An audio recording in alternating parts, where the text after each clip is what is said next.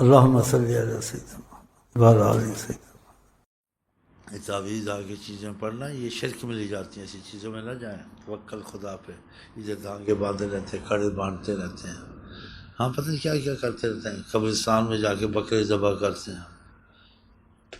اور پتہ نہیں کیا، ہم ایسا کام نہیں کرتے۔ اور ان سے زیادہ لوگوں کو یہاں فائدہ ہوا، اللہ کی قسم،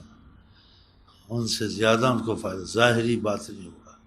سیدھا سادہ قرآن کا طریقہ، آقا جی کا طریقہ، جائز چیزیں بھی ہونا کرے، کہیں شرک میں نہ چلا جائے، کسی غلط کام میں نہ چلا جائے، ہاں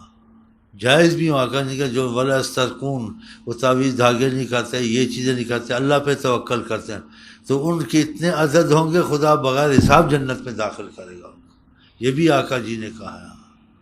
ہاں تو اتنا نہیں پڑھنا چاہیے تعویذ دھاگوں میں، تو ہمارا تعویذ دھاگے کے مسئلہ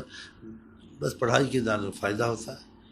بعض کئی جگہ تعویذ دھاگے عرصہ دراز کیے فائدہ نہیں ہو، یہاں بس چند آیتوں سے فائدہ ہو گیا،